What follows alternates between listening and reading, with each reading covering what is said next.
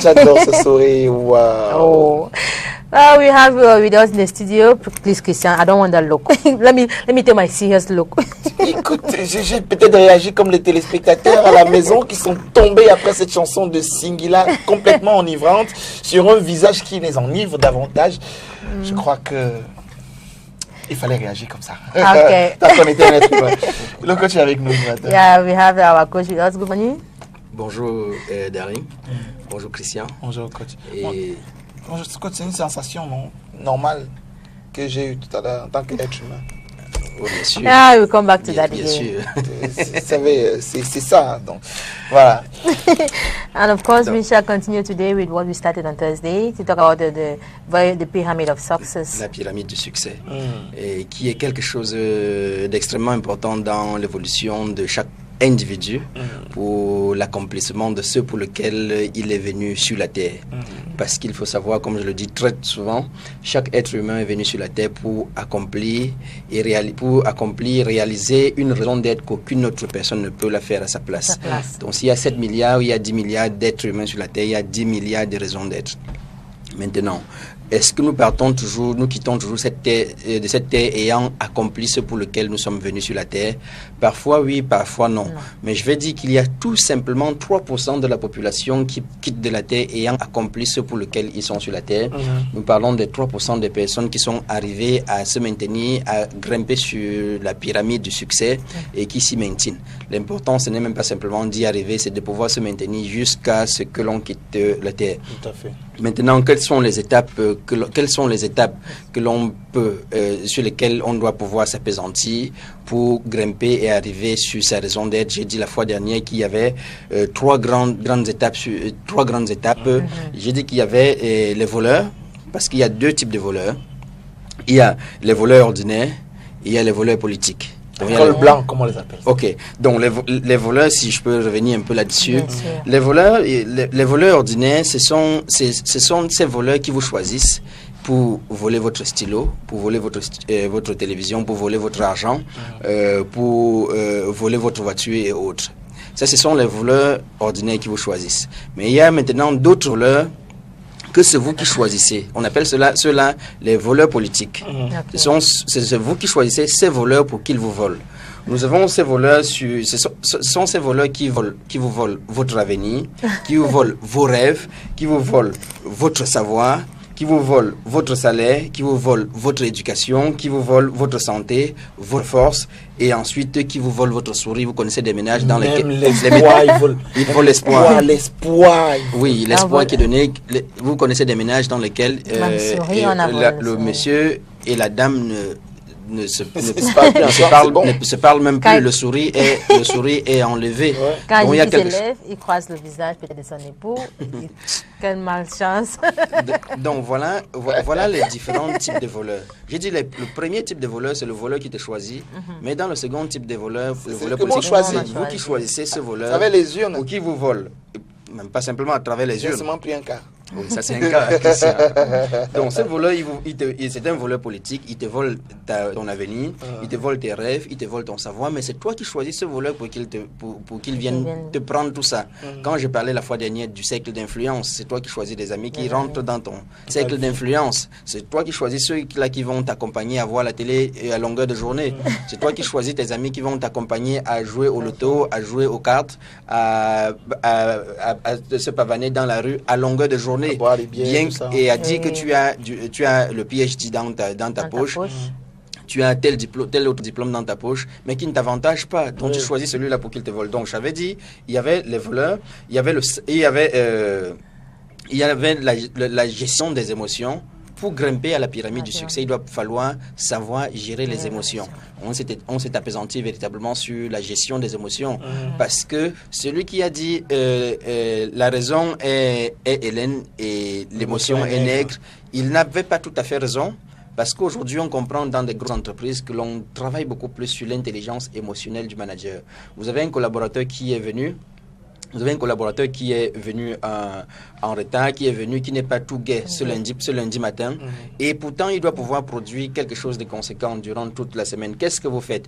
Est-ce que vous l'accompagnez à gérer cette émotion, à comprendre ce qui se passe dans sa vie, notamment en travaillant sur le levier relationnel, ou bien vous apaisantissez tout simplement sur le levier organisationnel, c'est-à-dire tu devais faire X, Y, Z, tu ne l'as pas fait, et comme tu ne l'as pas fait, voilà les mises à pied. Donc si tu ne sais pas gérer cette émotion, pour tes collègues, pour ta compagne, pour ta famille, pour toi-même, alors ça va être difficile de pouvoir grimper jusqu'au sommet de la pyramide du succès.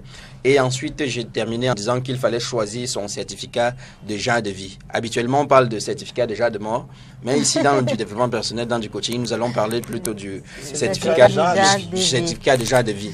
Et maintenant, si nous pouvons rentrer rapidement sur ces voleurs, sur ce voleur, j'ai dit que les voleurs, c'était tout simplement ces personnes qui vous motivent sur des causes qui sont inutiles. Donc, si vous êtes à la maison, vous êtes en train d'évoluer dans votre vie, vous choisissez des gens qui vous accompagnent dans la gestion ou bien ils vous motivent dans des choses inutiles. Par exemple, visionner, par exemple, parler des autres. Parce qu'on croit très souvent que parler des autres, on nous appelle dans le jargon camerounais le Congossa. Et on prend plus de temps à faire du Congossa. Regardez lundi matin. Planifier sa vie. Lundi matin, dans des bureaux où on doit pouvoir, statuer sur ce que l'on doit faire toute la semaine. On doit pouvoir faire le plan de travail. Qu'est-ce que les gens font? Ils se racontent les funérailles, ils se racontent la messe d'hier, ils se racontent les X, Y. Et c'est le temps qui est en train de passer. Parce qu'il faut parce qu'il faut comprendre que les petits esprits, ils parlent des autres. J'espère que Christian t'a écouté, Christian. Je ne veux pas que tu me racontes ton week-end. C'est vrai, en plus, il n'y a que les petits esprits pour parler des autres. Les petits esprits, ils parlent des autres, et les grands esprits... Vous parlez des autres, ils sont en train d'avancer. Vous parlez d'eux, ils ne sont même pas au courant de vous. En avançant, on va mais voir ils sont ça. en train d'avancer. En avançant, on verra ça, n'est-ce pas? Bien sûr. Avançons, donc, les petits esprits, ils parlent des autres. Et quand vous parlez des autres, vous perdez vraiment du temps. Et le temps que l'on perd, c'est du bien que l'on se vole. Et les grands esprits, ils parlent d'idées. Ils s'asseyent, ils planifient, ils statuent sur ce qui va se passer dans la semaine. Et ils font le plan d'action, le plan personnel d'action, le plan d'entreprise d'action, et ensuite ils évoluent. Parce que si vous ne faites pas votre plan d'action, vous allez rentrer dans le plan d'action d'une autre personne. Et Dieu seul sait ce que cette personne a réservé pour vous dans son plan d'action. Vous y êtes, mais vous n'y rejouez pas. Et vous allez même peut-être vous perdre. Voilà. Donc, et l'autre voleur de rêve, c'est de perdre du temps avec des personnes qui ne vous font, qui n'ont pas d'objectif. Des gens qui se complaisent dans leur situation, qui vous disent, ce Cameroun, il est perdu. Ce Cameroun, ça ne vaut plus la peine. Quand je dis ce Cameroun, il n'en vaut plus la peine, qu'est-ce que je veux faire? Est-ce que je prends la résolution d'aller au Tchad, ou bien d'aller en République centrafricaine, ou bien de... Et maintenant, quand je vais arriver là-bas, tomber dans la mer. Quand je vais arriver là-bas, et en plus, quand j'ai parlé tout à l'heure du volet politique dans lequel, entre guillemets, on pourrait mettre le politique, lui, il va passer tout son temps. Il fait son travail à lui. Il fait son travail à lui, qui est de travailler sur les aspects politiques de la chose. Il te conforte dans la position, dans la situation où c'est tel qui pourrit le pays, c'est tel autre qui pourrit le pays. Pendant ce temps, vous voyez, c'est le ping-pong que l'on se fait. Maintenant, qui paye le prix? C'est vous qui passez tout le temps à rester là-dessus, à croire que comme c'est pourri, il faut que je prenne la mer, il faut que je prenne le désert pour arriver en Italie.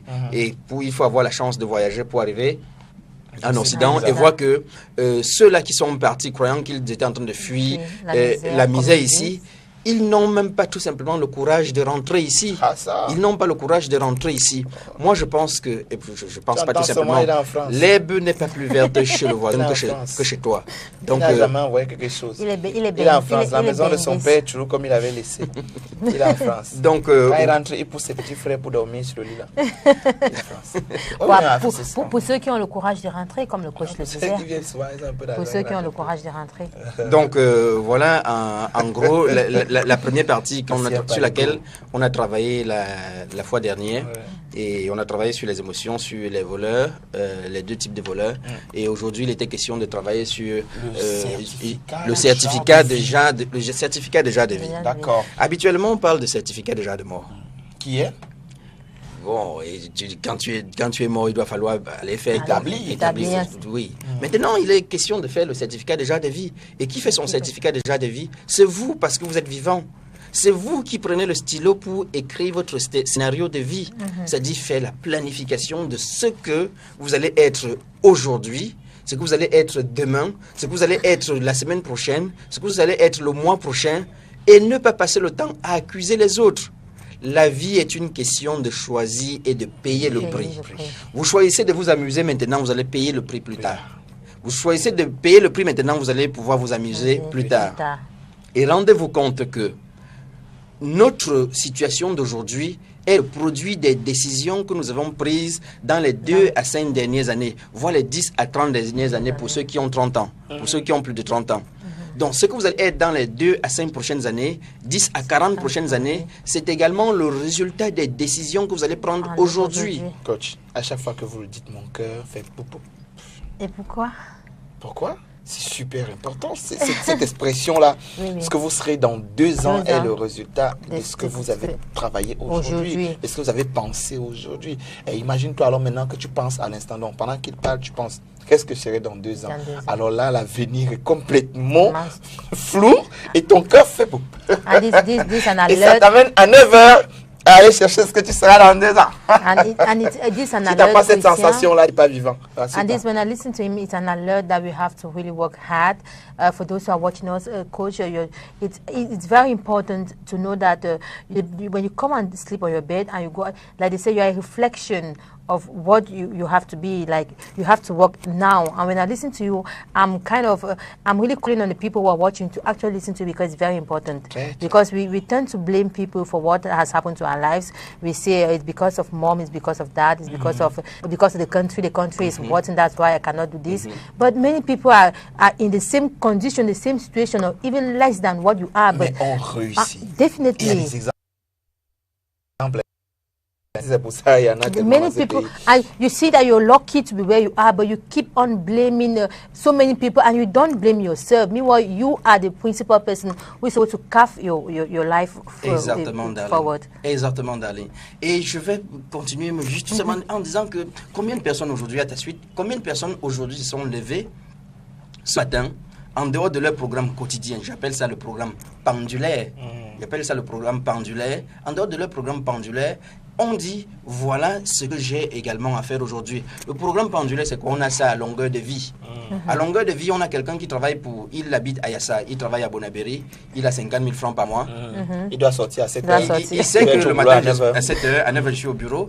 À midi, je vais aller manger autour de chez telle personne.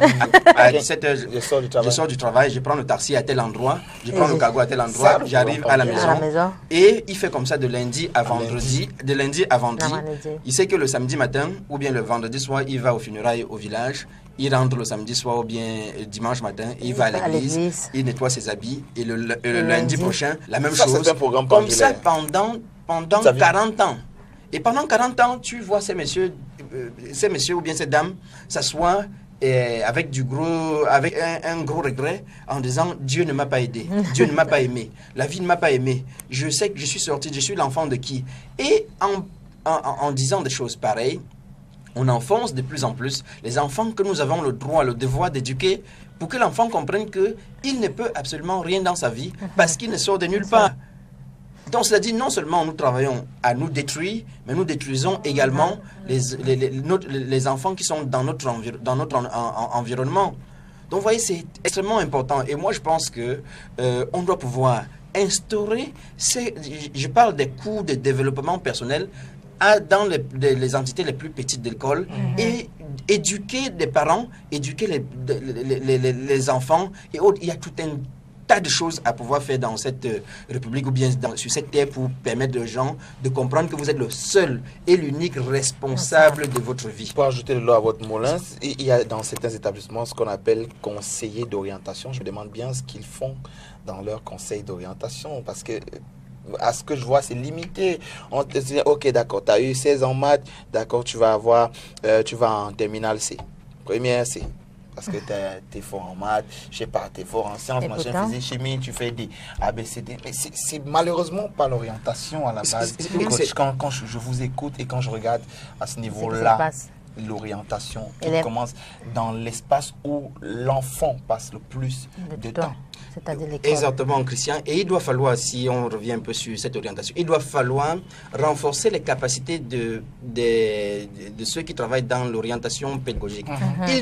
On doit leur en vouloir, mais pas simplement à eux. Ils ne donnent aux enfants que ce que eux aussi ils ont reçu.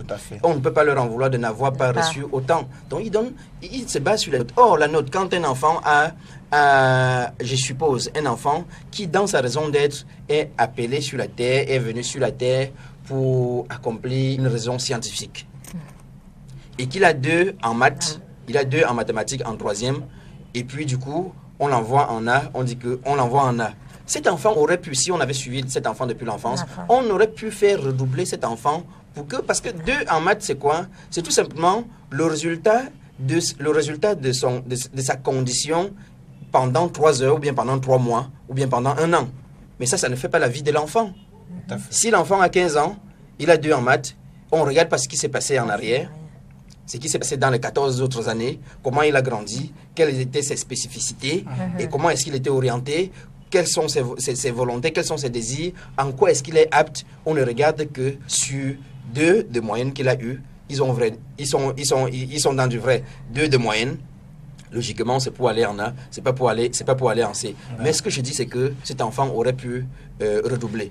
Et je dis également qu'il y a des papas qui ont échoué dans leur vie et puis qui veulent absolument qu'ils vont voir le proviseur, ils disent au proviseur, tu dois automatiquement envoyer cet enfant en C, ou bien tu dois automatiquement l'envoyer en A, parce que je veux qu'il soit telle chose. Mais qui es-tu pour vouloir qu'il soit telle chose? Et parce que c'est l'enfant qui écrira son certificat de genre déjà de vie, c'est l'enfant qui écrira son certificat déjà de vie. Et je veux, en avançant peut-être, coach, qu'on revienne sur ces personnes-là qui, j'ai envie de dire malheureusement, qui ont été orientés sur le plan scolaire ailleurs, mais qui ont fini excellents dans un autre domaine.